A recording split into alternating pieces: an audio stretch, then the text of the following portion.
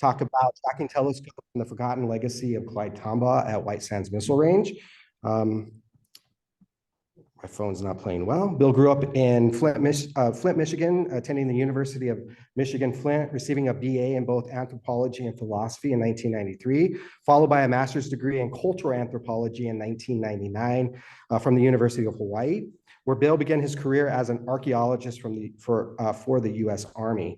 Leaving Hawaii in 2009, Bill joined the cultural resource management team at White Sands Missile Range and has led efforts to document Cold War era resources, receiving the Governor's Distinguished Heritage Program Award in 2018. Bill's passions outside of work include playing guitar, mountain biking, and spending time with his family. So without further ado, I'll turn it over to Bill.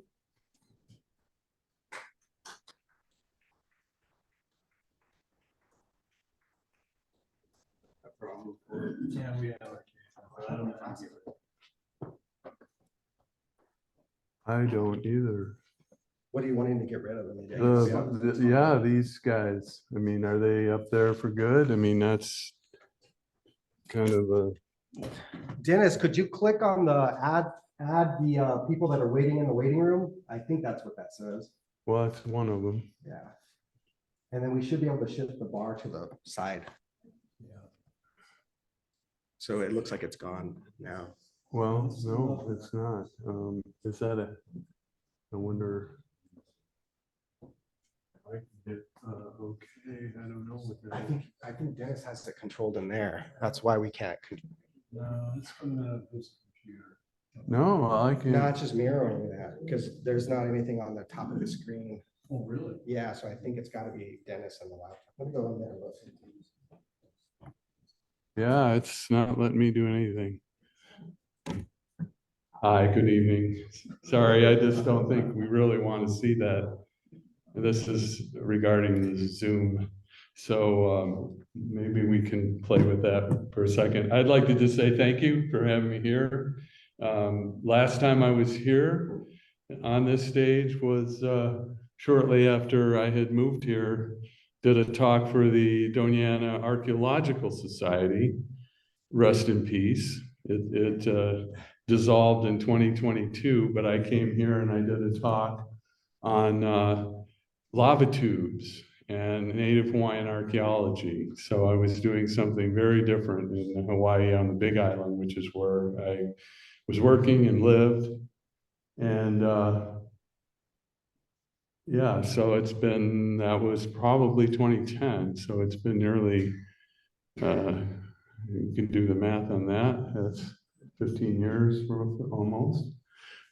Do we want to try to do something here with this? I can try to, I don't know, minimize this and see, okay, it says it's not hearing anything.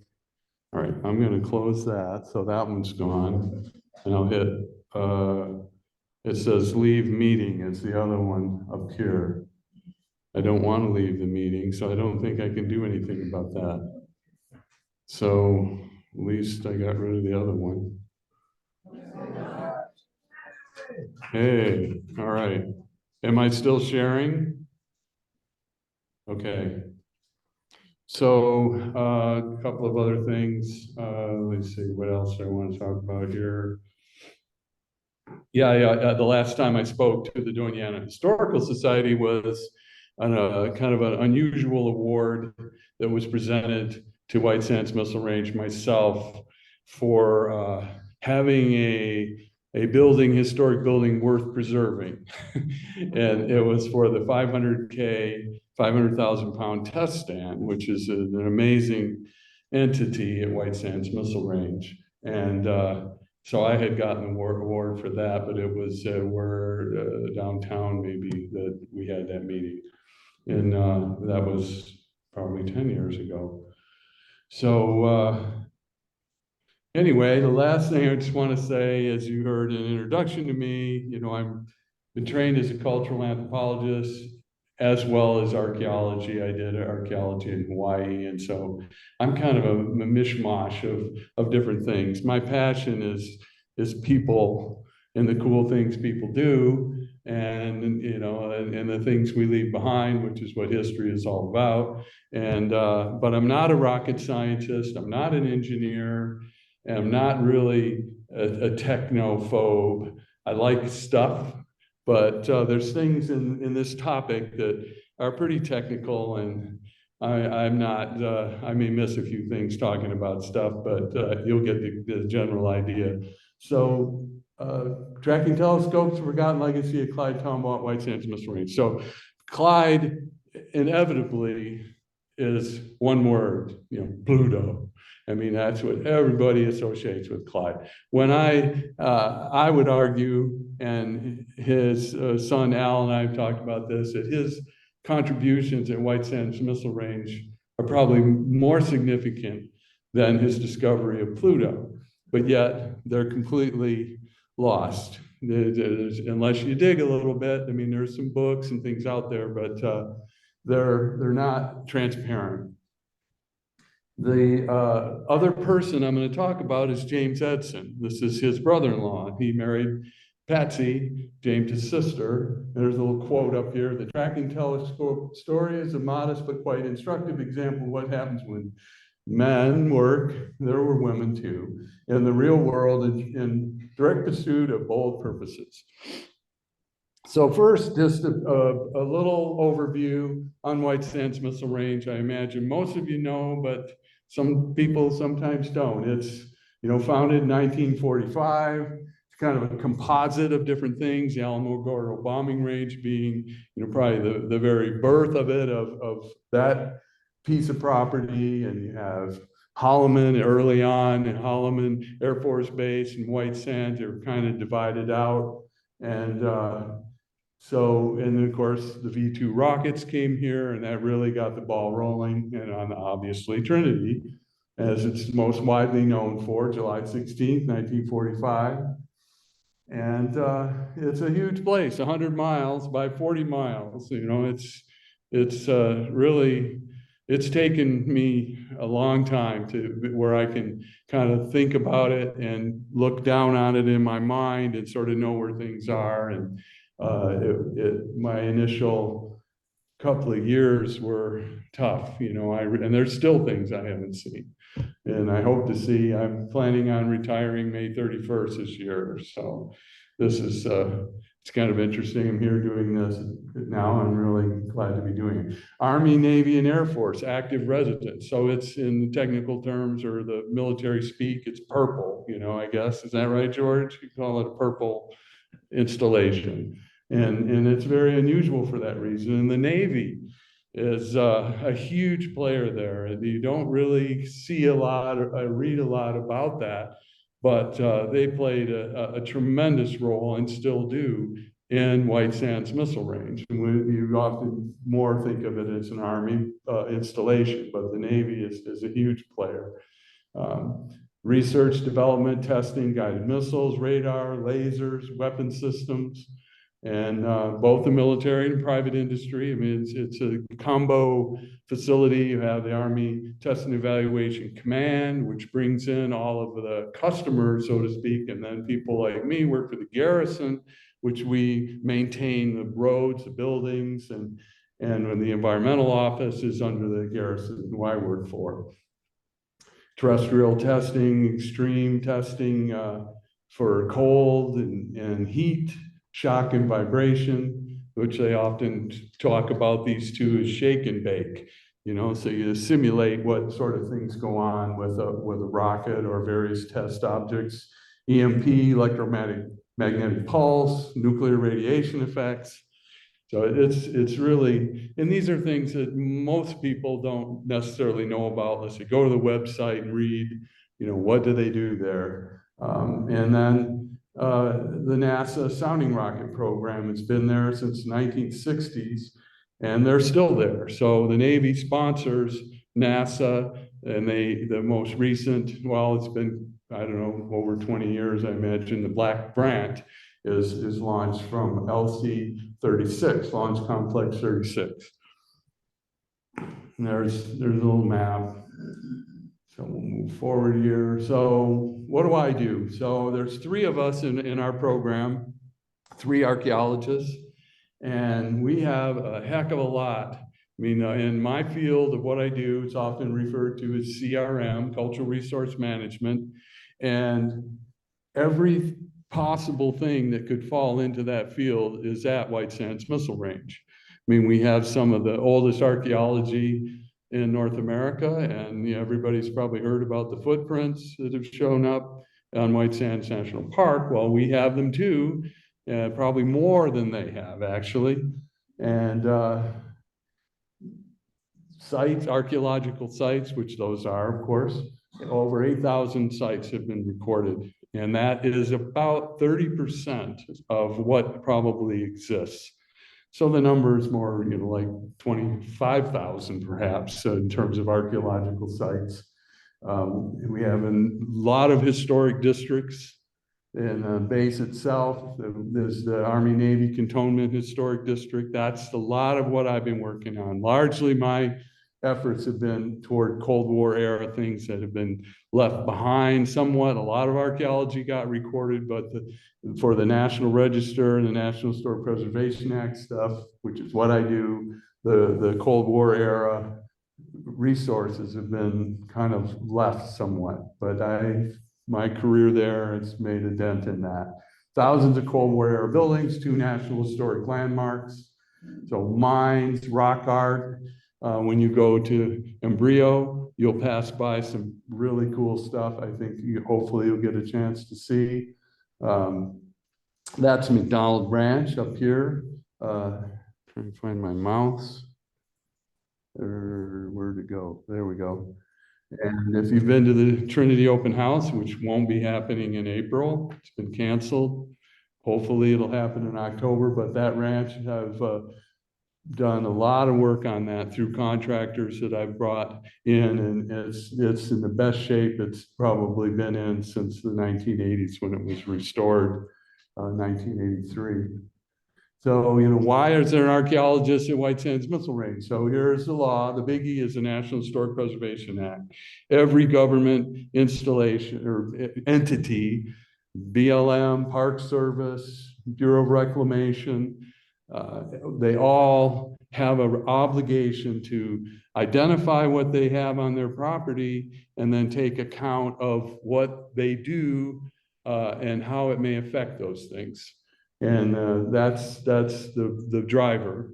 And that was the Johnson administration is when the NHPA, we call it, National Historic Preservation Act, NEPA, also Archaeological Resource Protection Act, ERFA and NAGPRA are other things. So all of these are what we call the drivers for people like me. And people are quite surprised, wow, there's an archaeologist working for the Army. And so there you go, that's why.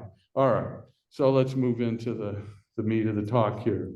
This is a wonderful painting. I'm sure somebody in here has thought about you're in good hands with Allstate. I have no doubt about that. And that's probably why this never really got legs, that somebody said, oh, it looks too much like that. But Jim's cards actually have this on there. But I have this up there because the idea of the hands and the rocket they're just a perfect metaphor for what went on and still goes on. There's people, and it's easy to get kind of awed by the stuff. There's a lot of stuff everywhere. Wow, look at that, look at that. And you don't see the people, particularly with historic things. The people aren't there.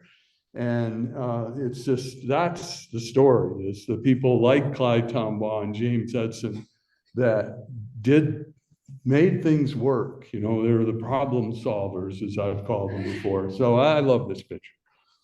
So this is a very, very early photo out of an airplane, probably a Cessna 150 maybe, or could be a Piper Cub, actually, I think.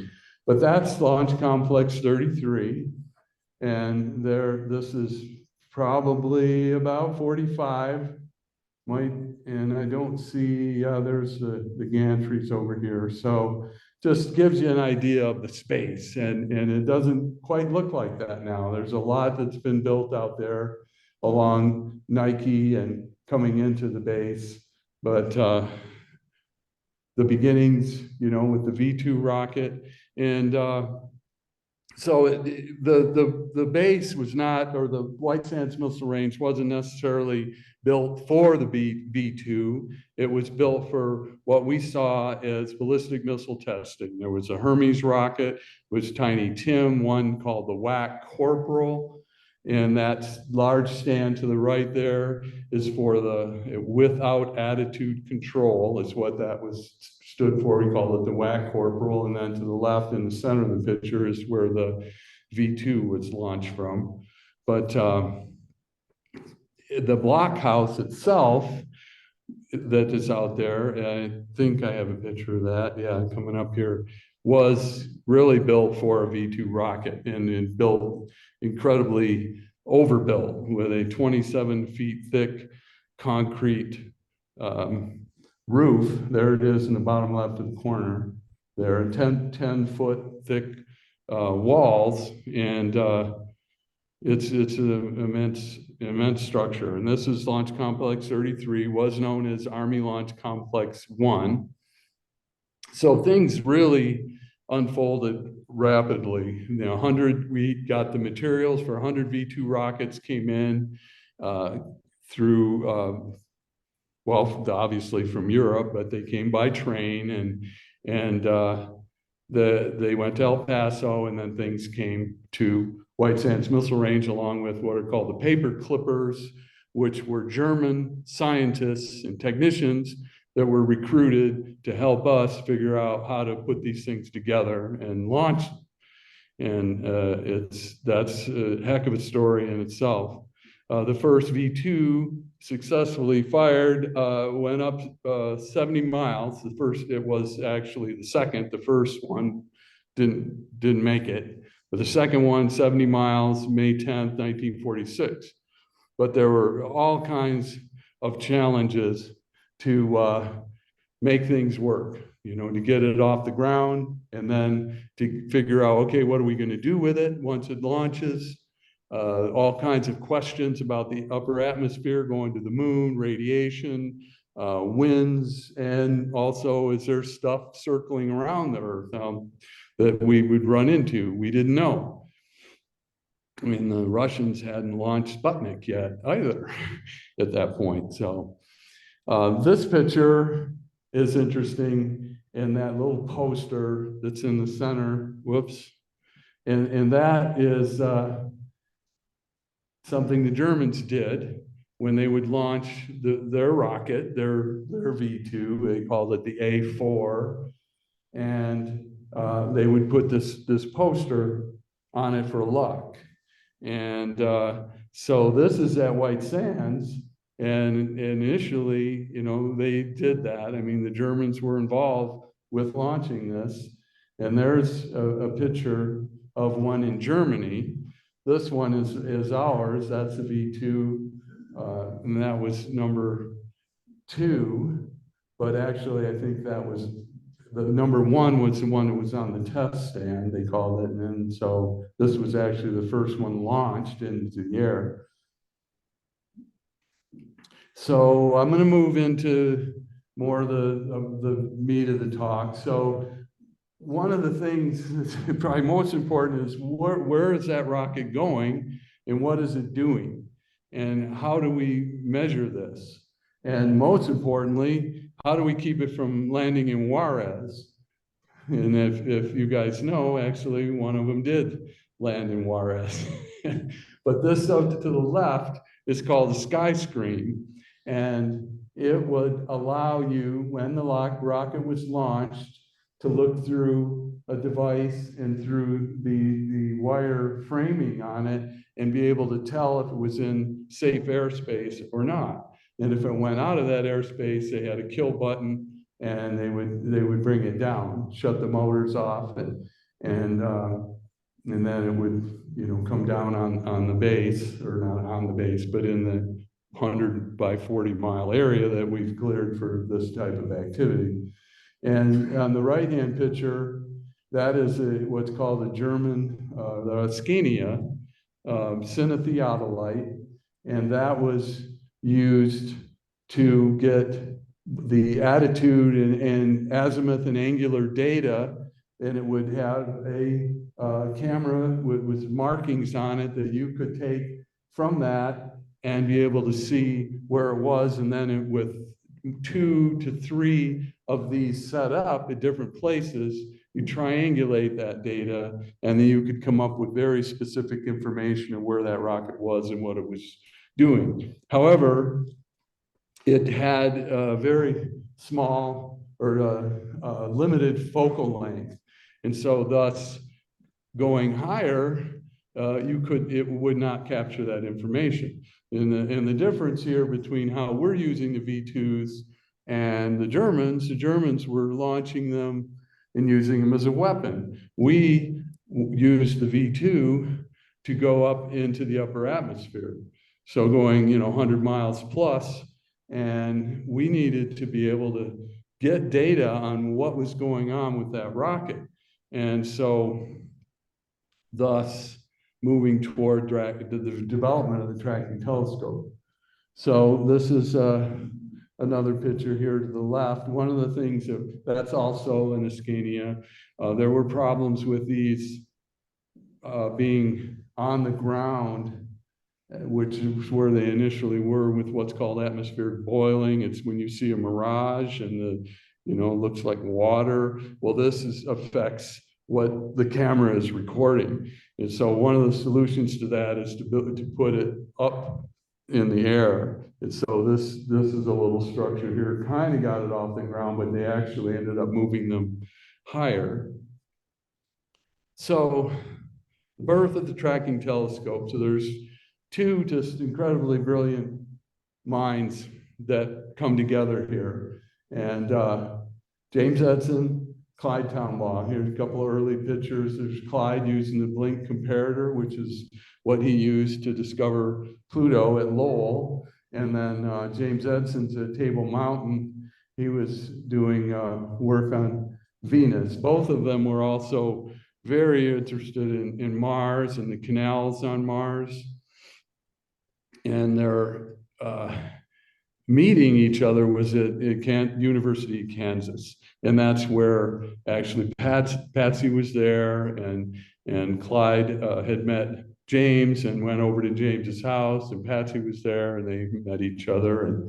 And then they both ended up having a history of working at Lowell under Carl Lampland and a man named Slifer, VM Slifer. And Lowell was incredibly important. Lowell Observatory and Flagstaff experience for both of these gentlemen. James Edson went on to do incredible things. And besides, cut out for a second. Besides him inventing or building the first tracking telescope, which I'm going to talk about, but this is him with William Martin. After these rockets had been launched, he was at the Pentagon, and just nice picture there. And then here's Clyde, probably at White Sands, and going through doing his work. So the beginning of tracking telescopes. To the right, this is this guy's, okay. It's dead. No? All right. This one? Yeah. My loud voice wore it out. Hello? Yeah, if it gets loud feedback, it cuts out. Okay. I got nothing. I can talk loud. That's good. Go ahead, use the microphone. You hear it? There we go. Okay. All right, man. Sorry. So Edson was at Aberdeen, and he was formerly in the service and doing anti-aircraft artillery. He's an officer, and already had kind of the idea of the value of coming up with a tracking telescope that would, all right. I don't know. Let's just bail on this and I'll. All right, I'll keep trying. I don't know. I'm freaking it out. So he had pieced this together with a 5-inch refractor that was in a supply room, a 6-inch refractor that he borrowed from the Smithsonian, a 35 millimeter movie camera that came from a gunnery range, and then he has the 5-inch binoculars that he kind of made a deal with when he was in the Philippines. He swapped a bottle of scotch with, this is after the reconquest of the Philippines, with a Japanese soldier, and he got these Japanese binoculars. And it's quite funny in his story when he talks about it. I'm just going to shut this off because it's too weird going back and forth. So get some other pictures here of this. The operator chair is there to kind of take notes on things, in addition to, you know, being able to, there's 2 seats in this. There's one in the center, and then this, it's not the operator chair, it's the observer chair.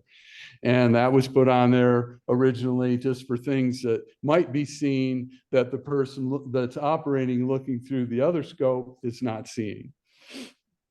And it's really quite an interesting contraption. It's built on a 45 millimeter gun mount, which I'm going to show you in a minute, and an anti-aircraft gun mount. And then the base of it, there's what the actual gun mount looks like. And then this is the base that mount was put on this. So you can see the 2 of them together is that. And so Edson, and this is interesting. So the idea of having a tracking telescope is not 100% new.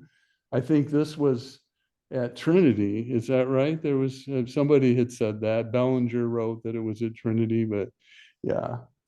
And these guys, nobody seems to know where this picture showed up, and we haven't been able to quite figure it out when, where, but it's, you know, similar idea.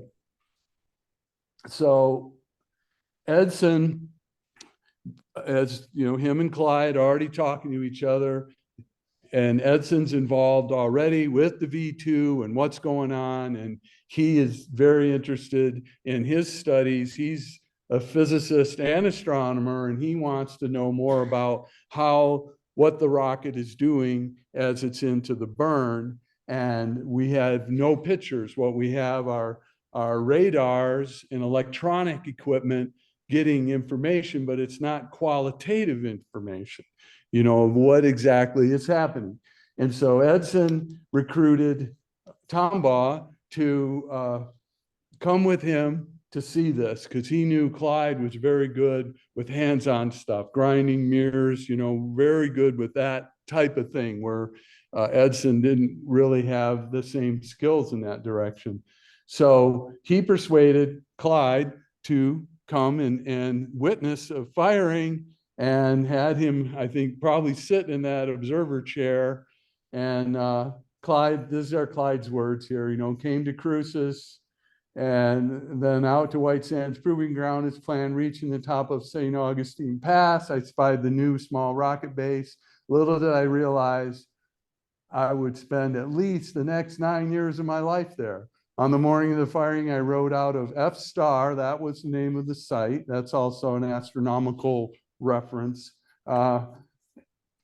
In the Jeep, my first ride with Edson, the road to F Star Classic, torturous, meandering. The firing scheduled for 11 o'clock.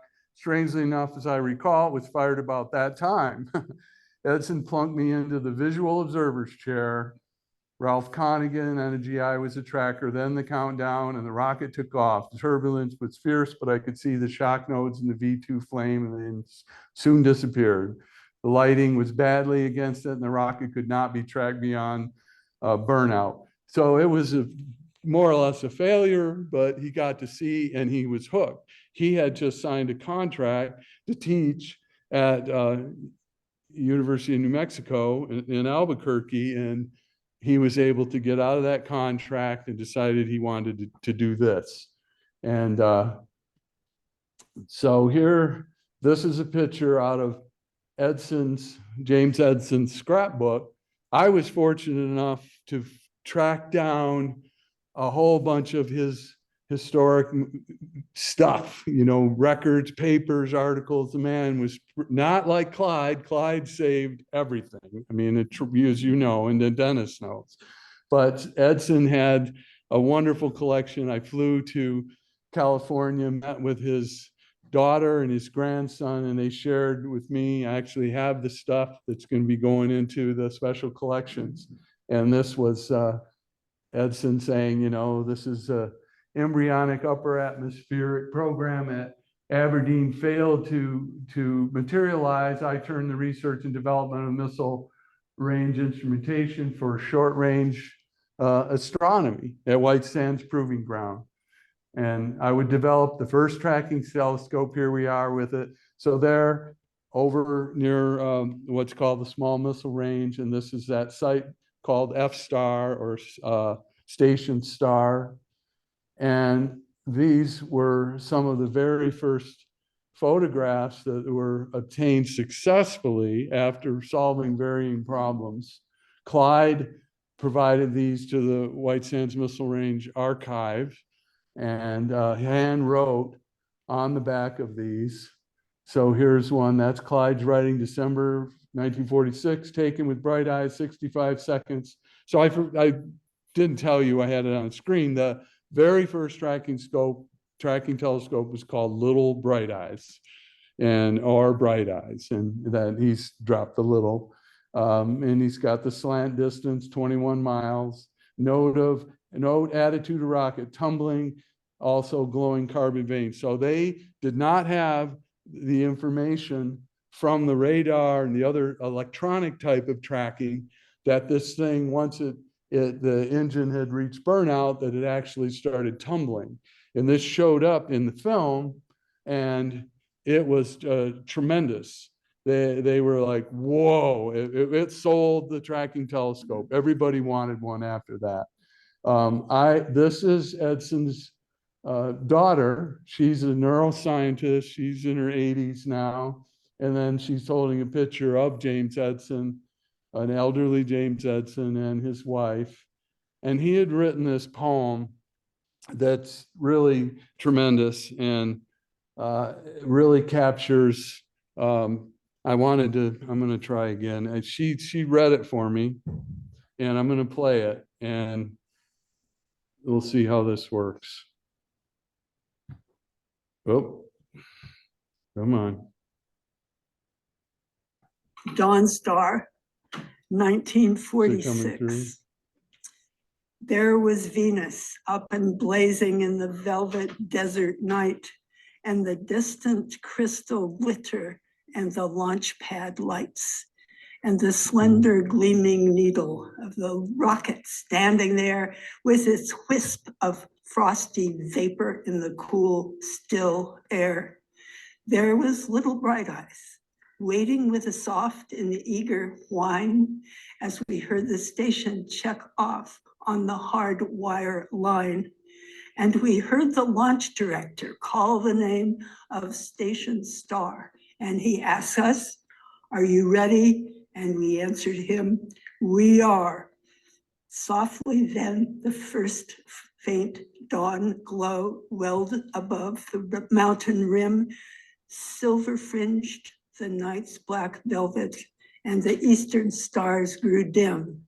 As we, waiting, heard the pulse beats coming off the timing line as we counted down the seconds until blastoff time.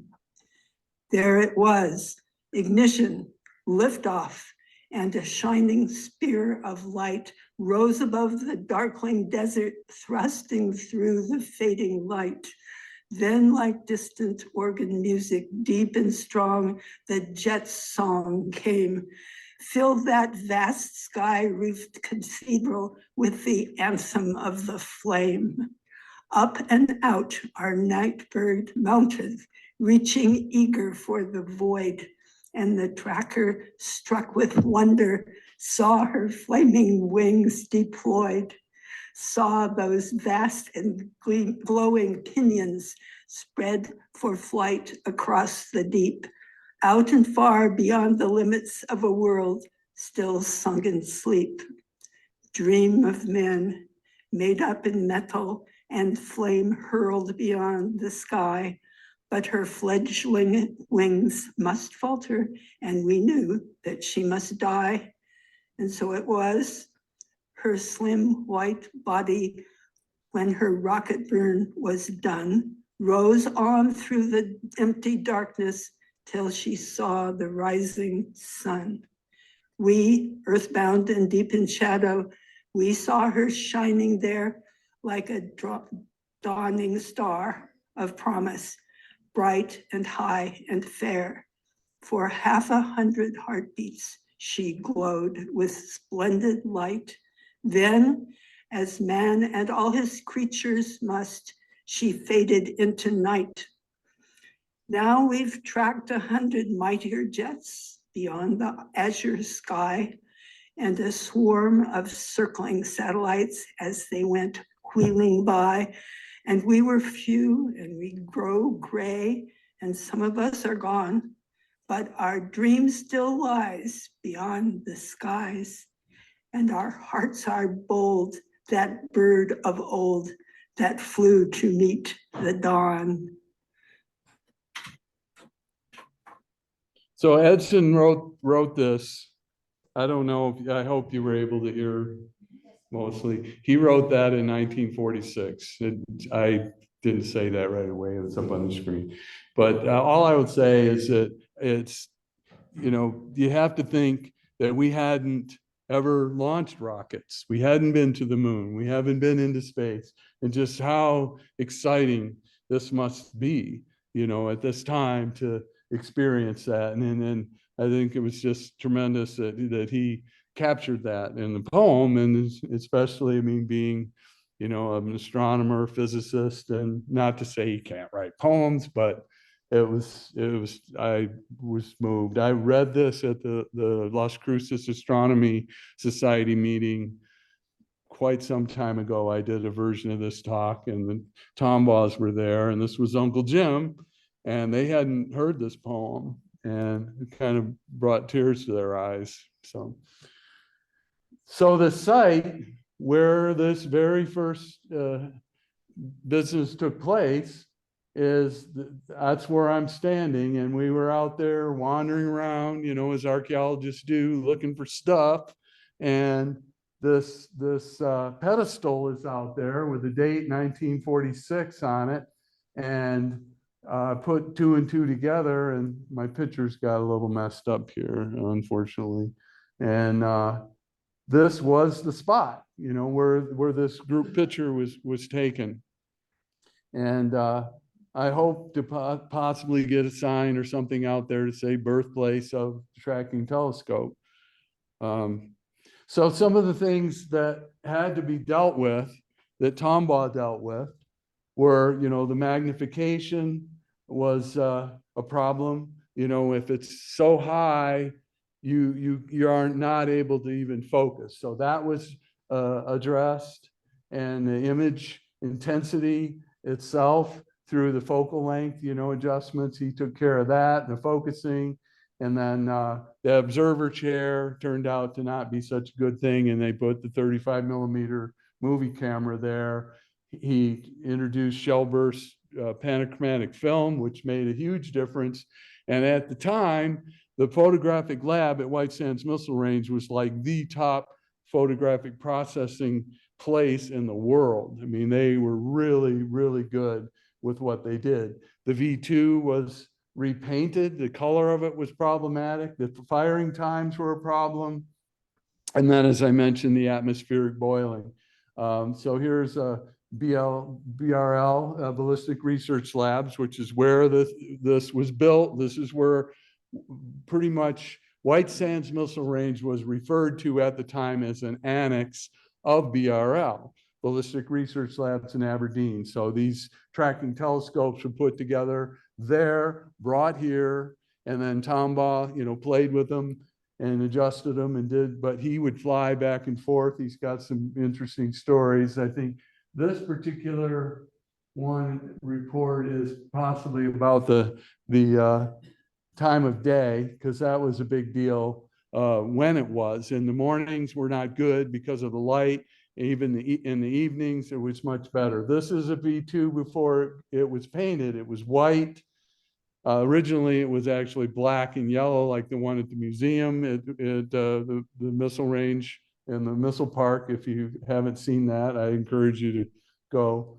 And then Tombaugh and Edson kind of together repainted, and it's a kind of a question of who was the one that designed this. There's places where Tombaugh said this was his design. Edson says it was his design. But, nonetheless, this is what they came up with these lines to be able to tell what it was doing. Very specific, and the fins also had markings on them. So the tracking telescopes are, I have a little bit about the location. So this here is still Bright Eyes, but stationary. It's been taken off of the mobile with the wheels and put into a place where it's stationary, and there's a little building that rolls back and forth to protect it. So that was the very first home. That's still there, that building. So the building to the right with the little railings, that's where the cinetheodolite was. It went up on the top of that, getting it up off the ground. The tracking telescope did not, because it wasn't having the same problems. This is kind of abstract for you guys, but where they were located, they had very specific sites that they were located at to track the rocket. Those sites are still there. I have a project coming up next year that we're going to put together a report that's going to document all of the early sites and provide a historic context to talk about all of this, which it's out there, but it's not in a consolidated place. So there were multiple versions of this tracking telescope that were developed. The 10-inch one, they called it the 10-inch, T2, telescope 2, same kind of thing with a 45 millimeter gun mount. That to the right, that's Clyde in the forefront there. And that was for part of a movie that was made. They were doing sort of a mock testing there. They had a movie called The Big Picture that the Army put out that told about all the great things we were doing, so the Russians could see we were way ahead of them. There's the picture there of Clyde. That's in Aberdeen, where the T10 or T2 was built and shipped here, and he's sitting in the driver's seat. It's a very cool picture. And then there's the T3. The monocular is now a mono binocular, and the T3 had specific designs of what it was doing. That one might have been utilized for some spectrographic recording, I believe. 2.5 miles south of proposed launching site. Yeah, we don't need to get into the weeds on that. These were a couple of reports that Edson put out, because as I said, he had an agenda. He was working on his PhD, and he was studying the flame itself and what it was doing, which was relating to the physics of the rocket burn and making it better and understanding it. And by him handing this over to Clyde and getting this thing to work, he was able to get the data he needed to finish his PhD. And so he's got, the optical studies of jet flame, and then the tracking scope fundamentals. He kind of put that into writing. So the T4, this is very interesting. This is a whole different beast. This was at Mule Peak. Mule Peak's up near High Rolls at I'm trying to think of the road, but right at High Rolls, you hang a right and drive back about an hour and you get to Mule Peak. It's over by Sacramento Peak. And this particular telescope, which I'll show you a picture of it here. I should have had it up here now, but it's built on a 90mm anti-aircraft gun. So quite a different situation of what it is. There's a picture of it there, a lot bigger. It's got a 35mm camera, sighting scope at the top, and then a reflective mirror that's reflecting back to the camera. So it's a little bit different than the T1 through T3. And at the time, this baby was like the most powerful telescope in the world, tracking telescope for what it was doing. And the story of it is very interesting, and that it still exists. And I'll tell you more in a minute. So here, there's Popular Mechanics and Mechanics Illustrated. 1948, it was on the cover of both of these magazines. And it's very, it's hard not to say, whoa, what is that? And the gun is still there. As you can see, there's the barrel of the gun right there. So this is it in the 60s, and a building was built to cover it, to protect it, and rolls on rails and detracts back to provide open sky for it.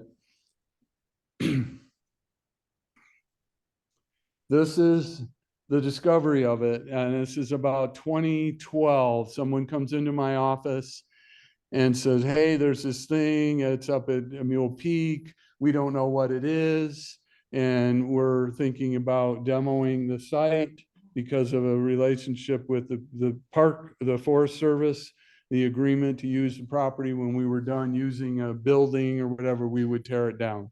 And so this was potentially going to get demolished and cut into pieces. And the person told me, hey, if this is worth something, and I had no idea at the time. I didn't know what it was, and nobody did. And so I start digging and, doing what I do, looking in the records and found what it was. This was telescope 4.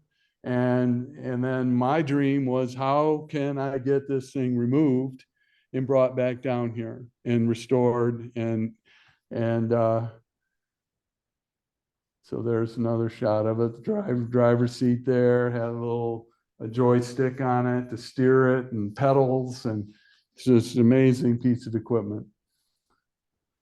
And there's the base. Now the wheels are gone, but the main part of it, where it sat on the wheels, and it was brought in my research and through some of the special collection with Tombaugh, that it was likely shipped from Aberdeen here by train, and then into through Alamogordo, and then on the old train tracks, it went up to where the trestle is now in Cloudcroft or High Rolls, and then would have been taken off and hauled to Mule Peak. But at one point, it was maybe at Oro Grande, it was taken and brought to the base. And I have a picture I'll show you here in a minute. This is a little video, because I managed to get together a project and have it extracted. And this is a little video.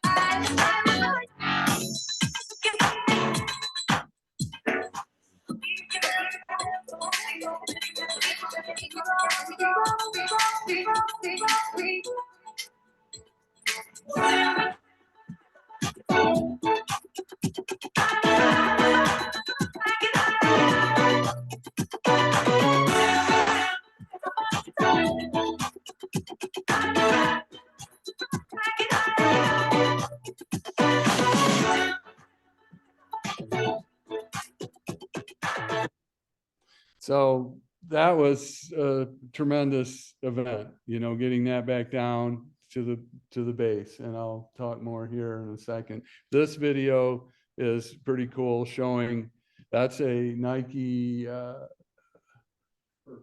it's a Hercules.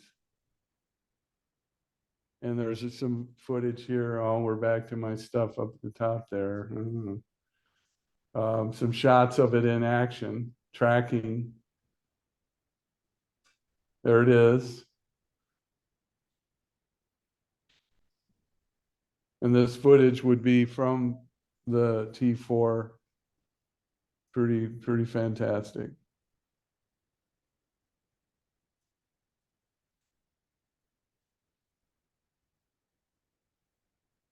There it is at Mule Peak. There's a building in the background.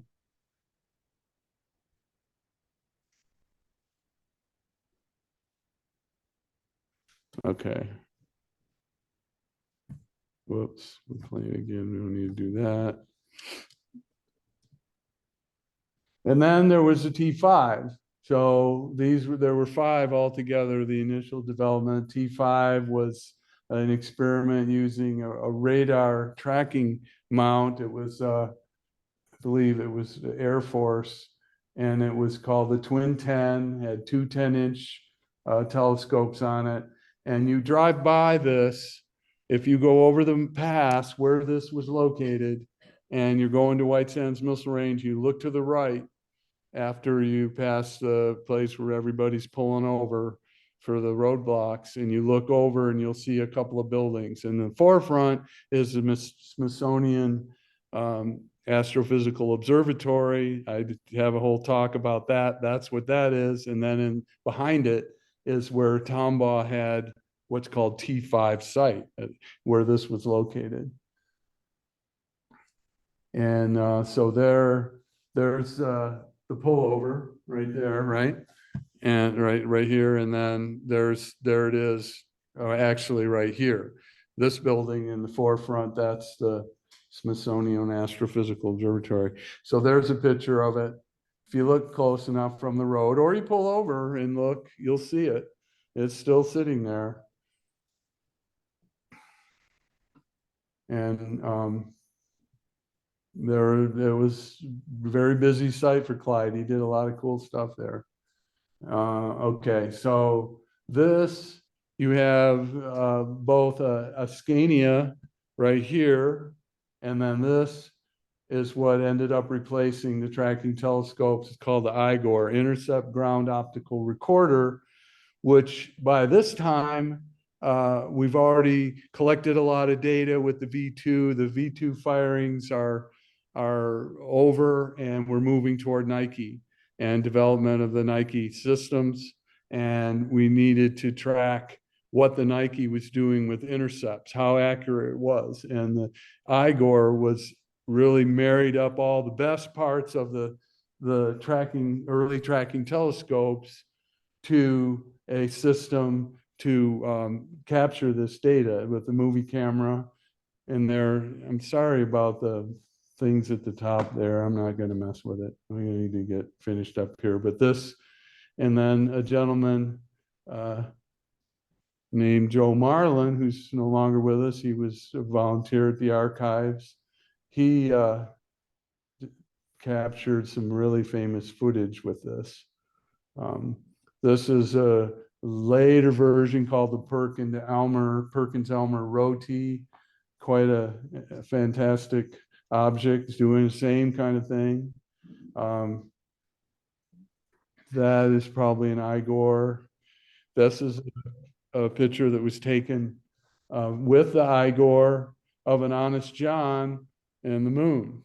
And absolutely wonderful photo. And I did an interview with Joe talking about using the IGOR, and I hope that I'm working on a little mini documentary. It's going to be a YouTube thing, maybe about 20, 30 minutes. That'll be about a lot of this, kind of consolidate this information. And I hope to have the little piece with Joe talking about the IGOR. This was some footage of the IGOR that Joe took.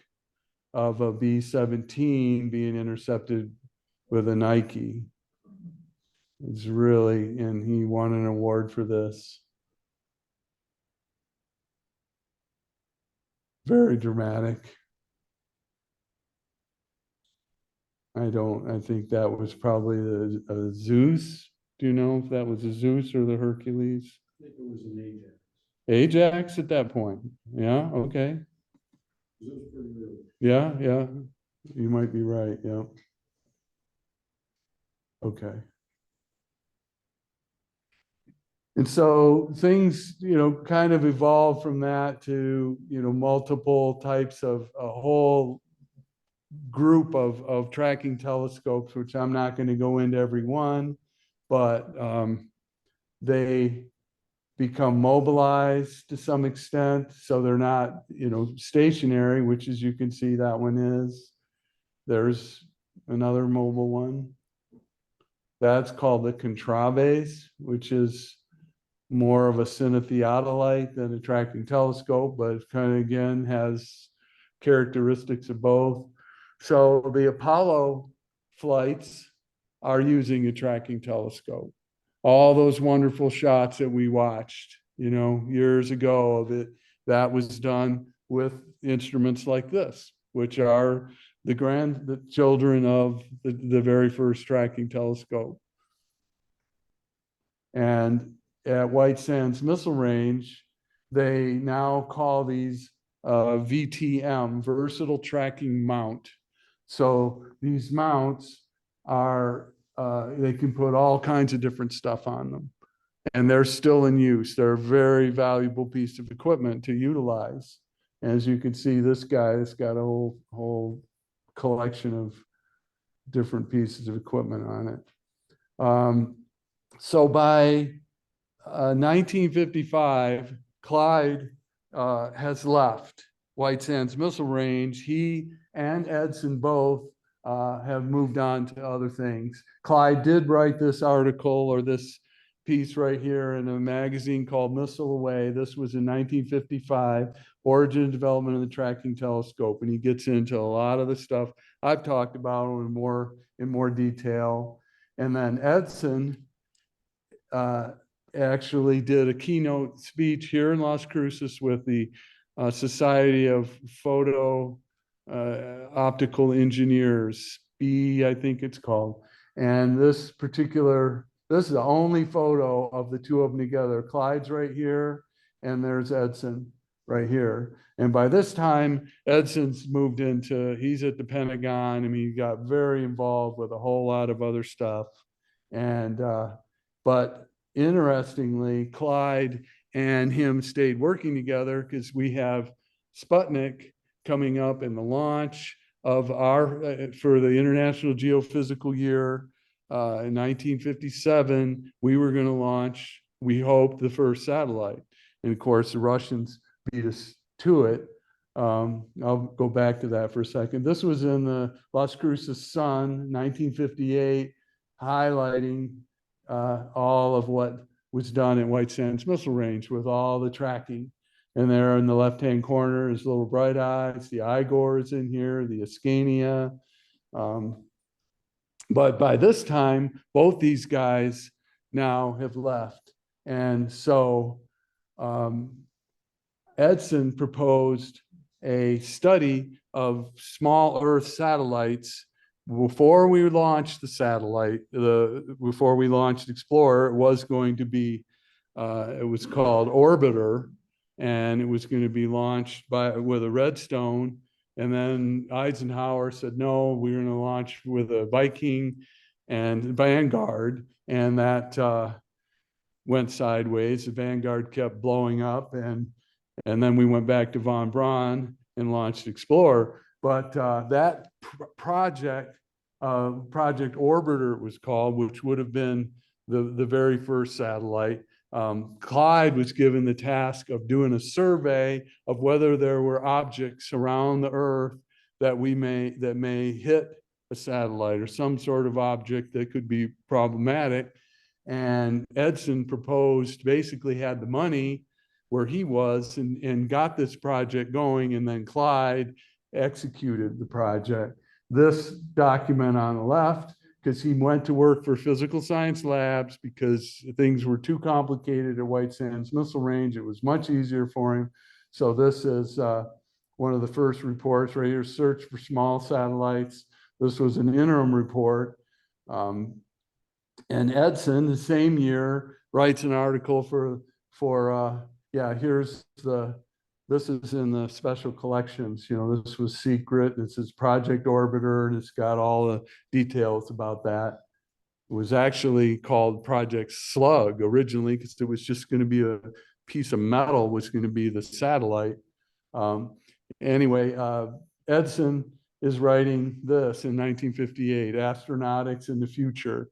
And interestingly, he talks about things like weapons in space. And what do we read in the news yesterday about the Russians and shooting down satellites? And he's already on it, in 1958. So interesting stuff. I'm kind of at the end here. I've used up enough time. This is online, wismerhistoric.com. It's a fascinating collection of newspapers at White Sands Missile Range. It's called Wind and Sand originally, and then it became the Missile Ranger in the 60s. And I have the whole collection of the papers online to go in and word search, and there's all kinds of really cool stuff there if you're motivated to have a look at that. wismerhistoric.com. Easy to remember.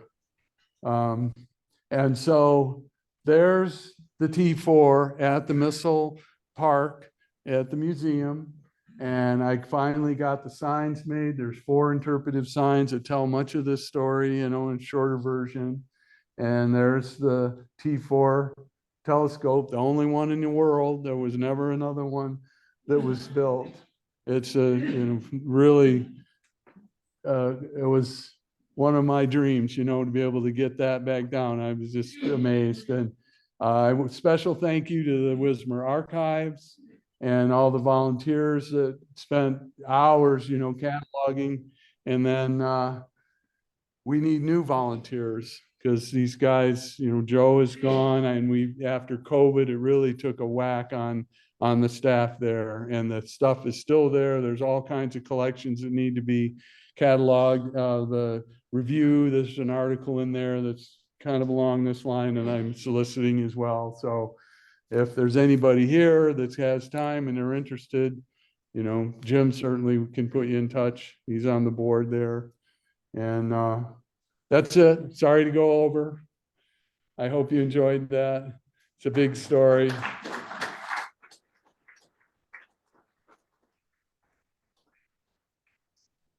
Anybody have any questions?